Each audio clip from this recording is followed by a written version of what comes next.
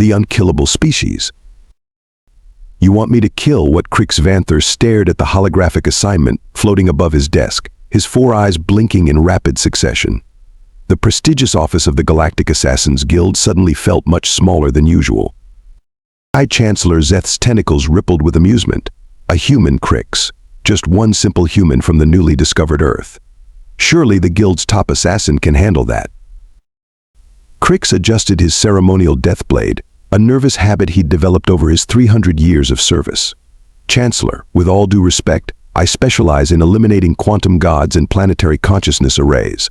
Why assign me to terminate a mere biological? Because, my dear Krix, Szeth's bioluminescent spots pulsed with barely contained laughter. 17 of our junior assassins have already failed. Rather spectacularly, I might add. 17. Krix's lower jaw dropped while his upper jaw maintained its professional composure. That's unusual. Oh, it gets better. The Chancellor waved a tentacle, bringing up multiple incident reports. Nyx's Shadow Weaver tried using a precision-targeted black hole. The human James Cooper somehow tripped, fell into a conveniently placed wormhole, and ended up winning their planet's largest monetary prize after landing in something called Las Vegas. Krix scrolled through the reports, his professional pride taking a beating with each one. Plasma daggers bounced off. Neural scramblers caused temporary euphoria. Time loop trap resulted in the target learning ancient martial arts. Indeed, Chancellor Szeth's color shifted to amused purple. The Guild's reputation is at stake, Krix. We've never failed a contract, not in 10,000 years. This human must be eliminated. 3 days later, Krix found himself perched on a weather control satellite above Earth, his quantum sniper rifle trained on James Cooper's apartment. The human was performing some strange ritual involving lifting heavy objects and sweating profusely.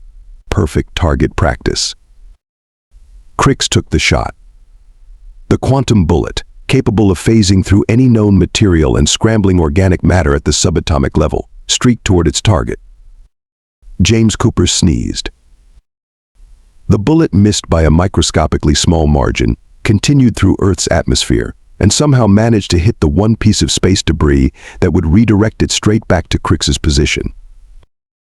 As Krix ducked, watching his own bullet zip past his head and disappear into deep space, he came to a profound realization.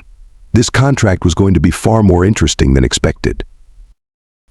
Well, he muttered, packing up his rifle, at least nobody saw that a small terrestrial recording device, something called a smartphone, floated past his hiding spot, live streaming his entire failed attempt to millions of viewers who thought they were watching a new science fiction movie. Krix's color shifted to embarrassed mauve. He needed help, and he knew exactly where to get it. It was time to visit the Guild archives. The Guild archives resembled a quantum tornado caught in a library, which was exactly what it was. Krix floated through the swirling streams of data, his neural interface struggling to process the sheer volume of failed assassination attempts on humans. Search parameters: failed contracts, Earth targets, last solar rotation, Krix commanded. The data streams coalesced into a holographic display that made him wish he had a drink. A strong one, preferably radioactive. Report 1: target Nicole Martinez. Method: temporal paradox inducement. Result: target accidentally created stable time loop, founded multi-billion-dollar company selling vintage products from the future.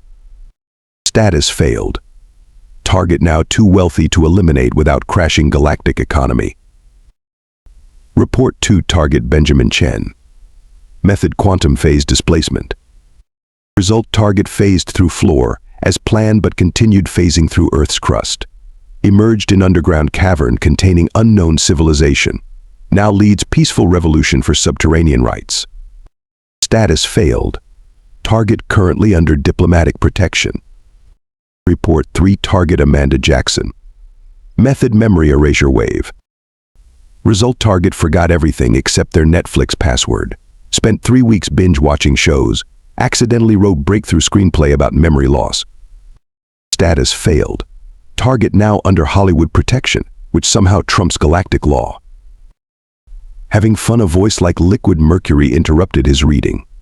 Krix spun around to face Lyra Blackstar, the Guild's most legendary mentor. Her crystalline form shifted through various geometric patterns, a sign she was amused. Mentor Blackstar Krix bowed awkwardly, accidentally bumping into a data stream about a human surviving a supernova by hiding in a refrigerator. I was just researching your impossible target. Lyra's form settled into something approximating a smirk. I've been waiting for someone to draw the human contract. It's about time we had this conversation. She waved her crystalline appendage, and the archive room transformed into a cozy pocket dimension. 2 comfortable void chairs materialized, along with a pot of something that smelled suspiciously like coffee. You've seen the reports. Lyra gestured to the floating holograms, but you're missing the bigger picture. Have you noticed the pattern? Krix reviewed the data again. They're all succeeding by failing? But that's impossible. The laws of causality don't apply to humans the same way. Lyra interrupted, pouring 2 cups of definitely not coffee. 3 months ago, we sent Assassin Nova to eliminate a human teacher. Simple poison in their morning beverage. What happened? The target grabbed the wrong cup, drank cleaning fluid instead, and discovered it could cure a rare disease. They're now nominated for something called a Nobel Prize. Lyra's crystalline structure rippled with suppressed laughter. Nova quit the next day. Started a cleaning product company. Krix slumped in his void chair. So what you're saying is, every assassination attempt on humans has not only failed but backfired spectacularly. It's as if they're protected by some cosmic force of narrative causality. Lyra took a sip from her cup. Or they're just really, really lucky. There has to be a way, Krix insisted, his professional pride stinging. No species is unkillable. What about their weaknesses, their biological limitations? Lyra's form shifted to a more serious configuration. That's what Dr. Maya Rodriguez is researching. She's a human xenobiologist working with the Guild under strict observation. If anyone can crack this puzzle, it's her. A human scientist. Krix nearly spilled his not coffee. Studying why we can't kill humans. Isn't that a bit ironic? Welcome to dealing with humans, Krix. You'll find irony is their natural habitat. Lyra stood, her crystalline form catching the light of passing data streams. Go see Dr. Rodriguez, but remember, sometimes the best way to solve a puzzle is to stop trying to solve it. Krix nodded, already planning his next move.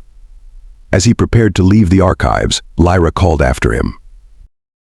Oh, and Krix, that security footage of your satellite sniper attempt. 8 million views on something called YouTube. You're trending.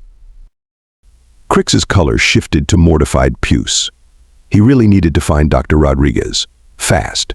Dr. Maya Rodriguez's laboratory looked more like a museum of disaster than a scientific facility. Broken assassination devices filled labeled shelves, failed disintegrator ray now makes great toast. And neural scrambler accidentally created boy band were just 2 of the more interesting specimens. Welcome to my humble collection of catastrophes, Dr. Rodriguez greeted Krix, not looking up from a microscope that appeared to be made from salvaged parts of a quantum assassination drone. You must be the famous YouTuber. That video was taken out of context, Krix protested, trying to maintain his dignity. I am here about the human survival anomaly. Ah yes, our remarkable talent for not dying when we're supposed to. She finally looked up, adjusting her safety goggles. Did you know a human once survived falling from your orbital platform by landing on a pile of marshmallows that just happened to be there for a world record attempt? Krix's lower jaw twitched.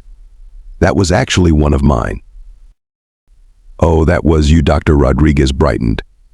Thank you. The resulting marshmallow compression studies revolutionized our understanding of soft matter physics. She led him to a wall covered in diagrams of human biology. Look at this. Every assassination attempt has revealed something new about human physiology. That temporal displacement ray that was supposed to age humans to dust. Turns out we have temporal redundancy in our cellular structure. Who knew? Temporal redundancy. Krix stared at the diagrams. That's impossible. That's humans for you. We're basically walking violations of universal laws. She pulled up a holographic simulation. Watch this. This is a standard human versus every known lethal scenario in the Guild's arsenal. The simulation played out like a comedy of errors. Every deadly attack either missed by impossibly small margins or transformed into something beneficial. Poison became medicine. Radiation gave superpowers. Quantum annihilation created pocket dimensions of infinite wealth. The numbers don't lie, Dr. Rodriguez continued, pulling up charts. Humans have a negative death rate when it comes to assassination attempts. We actually get harder to kill the more you try to kill us. But how Krix demanded, his professional assassin's mind reeling. Every species has a weakness, some fundamental flaw in their existence that can be exploited. That's just it, Dr. Rodriguez said, bringing up another diagram. Our weakness is that we have too many weaknesses. We're so riddled with design flaws that we've evolved redundant systems for everything. Kill one system, two more take its place. It's like trying to assassinate a self-improving mistake. She pointed to various human organs. Look here. Our spine, terribly designed, causes constant pain. Our knees, engineering nightmare. Our appendix, nobody knows what it does. We're held together with evolutionary duct tape and spite. And this makes you unkillable. Krix's color shifted to confused Chartreuse. No. And what makes us unkillable is that we've spent our entire evolutionary history surviving despite these flaws. Your assassins try to exploit weaknesses we've been living with for millions of years. It's like trying to hurt someone by pointing out their embarrassing childhood photos after they've already posted them on social media. Dr. Rodriguez pulled up one final simulation. But here's the real kicker. The more advanced the assassination technique, the more spectacular the failure. It's like the universe has a sense of humor, and humans are its favorite joke. Krix watched as the simulation showed his quantum sniper shot again, this time with probability calculations. The chance of it missing and hitting that exact piece of space debris was so low it needed scientific notation to express. The chance of it being caught on camera and going viral? Somehow approaching 100%. So what you're saying is, the more perfectly planned the assassination, the more hilariously it will backfire. Dr. Rodriguez grinned. Want to know the real secret to killing a human? Yes, Krix leaned forward eagerly. So would we, she laughed. But every time we figure it out, we accidentally cure another disease or invent a new form of sustainable energy. The next 3 weeks became an exercise in escalating absurdity. Krix tried everything in the guild's arsenal, and then some, each attempt more elaborate than the last. The results were not optimal. Attempt 1, the classic approach. Krix orchestrated a perfect airlock malfunction on James Cooper's space tourism flight. The target was supposed to be sucked into the cold vacuum of space. Instead, Cooper discovered his body could photosynthesize in zero gravity. Now he was selling space salads to billionaires. It's organic and astronautic, Cooper told the press, while Krix watched the interview from his ship, slowly banging his head against the control panel. Attempt 2, the environmental gambit. Nobody can survive the core of a gas giant, Krix had declared confidently. He manipulated Cooper's vacation shuttle to crash into Jupiter. 3 days later, Cooper emerged riding a previously unknown species of space whale, speaking a new language that could only be described as Jovian jazz. He was now touring the galaxy with his interspecies band, James and the Giant Peace. The guild's communication channels buzzed with increasingly panicked messages. Has anyone successfully eliminated a human? Anyone, please respond. Just tried the supernova special. Target used the explosion to power their grandmother's pacemaker. Help. Target turned my assassination attempt into a reality TV show. I'm nominated for an Emmy. Attempt 3, the time twist. Krix went for broke. He borrowed an illegal time cannon from the guild's restricted vault, planning to scatter Cooper's atoms across multiple timelines. The result. Cooper's consciousness merged with his alternate selves across 1,000 dimensions. He returned with the combined knowledge of infinite James Coopers and promptly wrote a self-help book titled How to Succeed by Almost Dying, a multi-dimensional guide to failing upward. It became a bestseller across 17 galaxies. The guild's reputation was in tatters. Clients were calling daily, demanding refunds or laughing hysterically at their latest failures. The official guild motto had been unofficially changed from "Death is our business" to "Task failed successfully." Krix's personal reputation wasn't doing much better. His assassination attempts had become must-watch entertainment. Humans had started a betting pool on what amazing thing would happen to Cooper next. Even worse, Cooper had started a YouTube channel called My Awesome Almost Deaths and was making more money from ad revenue than the guild made in contracts. "Maybe we should try something simple," Krix muttered to himself, watching Cooper's latest video hit 10 million views. Something so basic it can't possibly backfire. He arranged for Cooper to slip on a banana peel. The fall triggered a series of events that led to Cooper discovering a new theory of quantum gravity. The Nobel Committee was reportedly adding a new category just for him. In desperation, Krix called an emergency meeting with Dr. Rodriguez and mentor Blackstar. As he waited in the guild's conference room, watching his latest failure trend on social media, he realized something important. The universe wasn't just laughing at them. It was telling them something. Something about humans that they'd all missed. "Oh no," Krix said, as the revelation hit him. His color shifted to enlightened gold, then immediately to horrified puce as he understood the full implications. The guild wasn't failing to kill humans. The guild was accidentally making them stronger. The emergency meeting room buzzed with tension as Krix paced back and forth, his revelation threatening to burst out of him like an overcharged quantum core. "Earth is trying to kill them," he blurted out. Dr. Rodriguez looked up from her tablet, where she'd been analyzing the banana peel incident. "Well, yes, that's what makes us so charming." "No, you don't understand," Krix gestured frantically. "Your entire planet is one big assassination attempt. Everything on Earth is trying to kill humans all the time." Lyra Blackstar's crystalline form shifted to interested angles. "Explain." "Look at the data." Krix pulled up holographic displays. "Earth has deadly radiation from space, but humans developed cellular repair mechanisms. The planet's full of poisonous plants and animals, so humans learned which ones to eat and which ones to turn into medicine." "He's not wrong," Dr. Rodriguez nodded. "We even drink poison for fun. We call it coffee." "Exactly," Krix continued, his enthusiasm building. "Humans live on a death world that constantly tries to murder them in creative ways. They evolved not just to survive it, but to thrive on it. They turned deadly plants into spices. They made pets out of predators. They see a massive ball of nuclear fusion in the sky and think, 'What a nice day for a tan.'" The holographic displays filled with examples humans surviving extreme temperatures, eating substances that should be lethal, healing from injuries that would kill most species. "But here's the real revelation," Krix said, pulling up the data from his failed assassination attempts. "When we try to kill humans, we're actually less efficient than their own planet. Our methods are too perfect, too clean. Earth taught them to survive chaos, so ordered assassination attempts don't work. The deadlier we try to make something, the more likely humans are to accidentally turn it into a benefit," Dr. Rodriguez mused. "It's like we're trying to assassinate a species that evolved specifically to convert murder attempts into evolutionary advantages." Lyra's crystalline form sparkled with amusement. "So when you shot at James Cooper, the quantum bullet was less dangerous to him than his morning commute to work," Krix finished. "His own planet tries to kill him with more creativity every day than our entire guild has managed in months." Dr. Rodriguez pulled up Earth's historical data. "Consider this.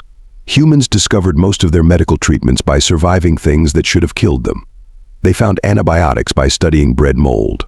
They invented surgery because someone survived being stabbed and thought, 'Hey, maybe we can do this on purpose to fix things.'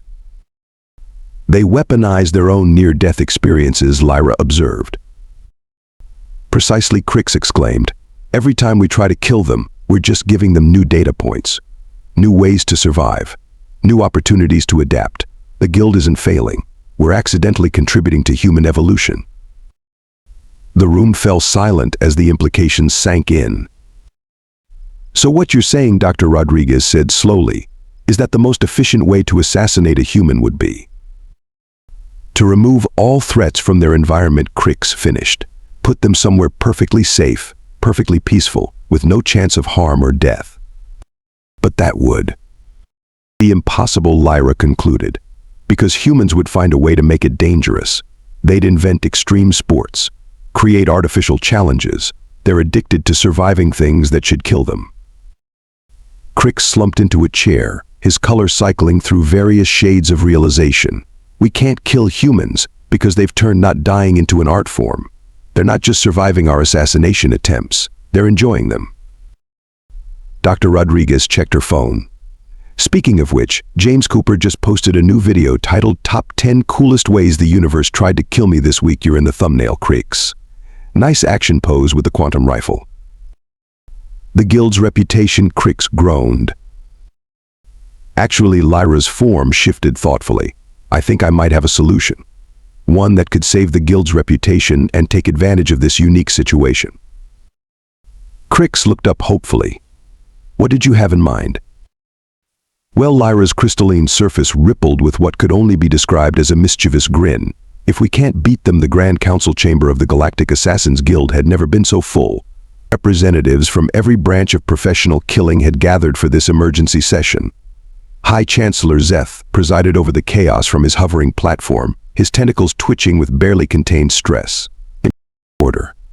Order in the chamber, Szeth's voice boomed. We are here to address the human situation. Situation, a shadow assassin scoffed from their darkness-wrapped seat. It's a catastrophe. My target turned my shadow poison into a new energy drink. It's outselling solar fuel. My target used the probability maze to create a new form of mathematics, another assassin complained. Now they're teaching it to children. Children. Krix stood before the assembly, flanked by Dr. Rodriguez and Lyra Blackstar. Honored members of the guild, we have discovered why our methods fail against humans, and we have a proposal. This better be good, Vanthor Szeth grumbled. Our client satisfaction rating is lower than a Plutonian snow devil's body temperature. We propose, Krix said, building dramatic tension, that we hire them. The chamber erupted in confused shouting. Hire them. Have you been drinking terraform fluid? Next, you'll suggest we learn interpretive dance.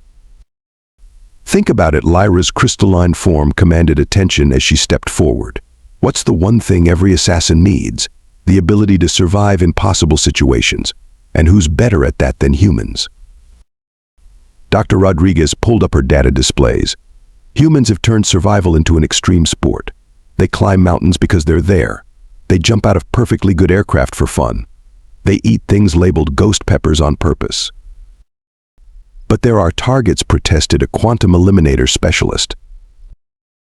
And how's that working out for everyone? Krix asked pointedly. Several assassins suddenly found the chamber architecture fascinating. Consider this, Lyra continued. Instead of failing to kill humans, we could market ourselves as the galaxy's most extreme training program. Want to become impossible to kill? Train with the guild's human survival specialists. The chamber grew quiet as the implications sank in. We could charge triple our usual rates, someone muttered thoughtfully. The liability waivers would be shorter than our assassination contracts, another noted. Chancellor Szeth's tentacles curled pensively. And our current human targets. Already interested, Dr. Rodriguez grinned. James Cooper asked if he could franchise the concept. Apparently, almost dying is very marketable in human entertainment circles. Turn our greatest failure into our most exclusive service, Lyra summarized. The Galactic Assassins Guild presents survival training human style. If our methods can't kill them, they can teach others to be unkillable too. The chamber burst into excited discussion. Calculations of profit margins mingled with debates about training program names. Motion to vote, Chancellor Szeth announced. All in favor of restructuring our human contracts division into a survival training program. The vote was unanimous, with only one quantum probability assassin abstaining, because they existed in a superposition of agreement and disagreement. Motion passed, Szeth declared. Krix Vanthor, you'll head the new division. Try not to accidentally create any new forms of sustainable energy. As the chamber cleared, Krix turned to Dr. Rodriguez. You know what this means, right? that the most lethal organization in the galaxy just became a human survival school, that we've turned professional killing into professional living. No Krix's color shifted to amused azure. It means I'm going to need a better catchphrase for my YouTube channel 6 months later. The Galactic Assassins Guild had undergone a dramatic transformation. Their headquarters now sported a new sign: Guild of Advanced Survival Training and Professional Assassination. Human instructors available. Krix stood in his office, now labeled Director of Human Integration, watching the latest batch of clients attempt to survive Earth's most deadly vacation spots. A Xantharian royal was learning parkour in New York City traffic. 3 quantum minds were taking a cooking class with Carolina Reapers. A planetary hive mind was attempting to navigate Black Friday sales. Latest statistics are in, Dr. Rodriguez announced, entering with her tablet. Client survival rates up 800%, revenue up 2,000%, and somehow we've accidentally cured 12 more diseases. How do you accidentally cure diseases during survival training? Krix asked. Tuesday's advanced class got lost in the Amazon. They found a fungus that cures anxiety while running from a jaguar. She shrugged. Just another day at the office. The Guild's official classification for humans had been updated in the Galactic Registry. Humans classification: paradox species. Warning: do not attempt to terminate. Side effects may include scientific breakthroughs, technological advances, and spontaneous entertainment franchises. Best approached for survival consultancy. Lyra Blackstar's crystalline form shimmered into view. The new training protocols are working perfectly, though we did have to add a warning label about human enthusiasm being contagious. Contagious. Krix's color shifted to concerned purple. 3 Voidstalker assassins just started a extreme sports league. They're calling it Parkour in Paradise Void Edition. On the monitors, James Cooper was teaching a master class in creative near-death experiences and how to profit from them. His book series, How to Fail Successfully: A Human's Guide to the Galaxy, had become required reading at the Guild Academy. There's just one small problem, Dr. Rodriguez said, trying to hide a smile. What now? Krix asked, dreading the answer. Remember how we said humans get stronger the more you try to kill them? Turns out, when you try to teach them to be better at not dying. The monitor switched to a news feed. Humans were now advertising graduate of the Galactic Assassins Guild on their resumes. Earth's survival rates for everything had skyrocketed. They were beginning to survive things that even the Guild hadn't thought of trying. We're not making them harder to kill anymore, Krix realized. We're making them impossible to kill on purpose. On the bright side, Lyra chimed in, your YouTube channel just hit 10 million subscribers. Krix's color shifted to resigned chartreuse as he watched a human survive something that violated at least 3 laws of physics. Well, if you can't beat them, train them until they break reality. Dr. Rodriguez finished. Coming soon to a galaxy near you. In the background, James Cooper's voice echoed from the training grounds. Okay, everyone, today we're learning how to surf a supernova. Don't forget your sunscreen.